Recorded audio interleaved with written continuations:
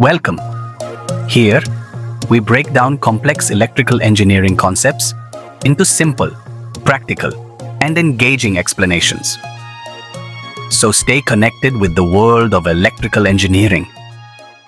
When circuits need to handle high power, there is one resistor that works best, the wire wound resistor.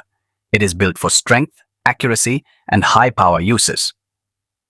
This component is the strong and reliable choice in power electronics. So how is it made? A wire wound resistor has a resistance wire, usually nichrome or manganin alloy, which is carefully wound around a non-conducting core.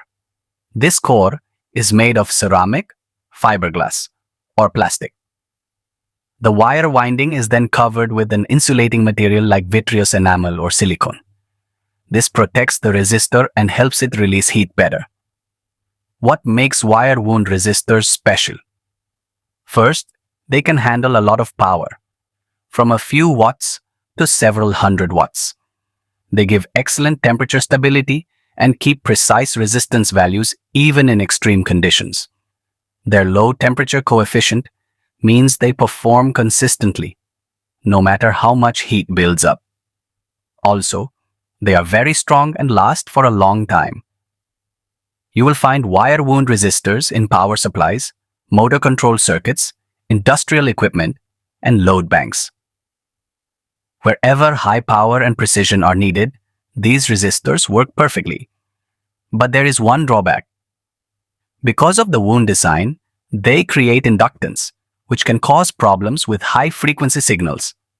They are also bigger in size and cost more than other types of resistors.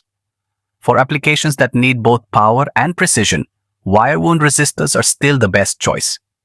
When circuits work hard and run hot, wire wound resistors keep everything running smoothly and reliably. That is the power of good engineering. Thanks for watching. We hope this video helped you understand electrical engineering concepts better. If you enjoyed the content, don't forget to like, share, and leave your thoughts in the comments. Stay with us and stay updated with more videos on transmission lines, substations, and power systems. Until next time, stay curious, keep learning, and keep the power flowing.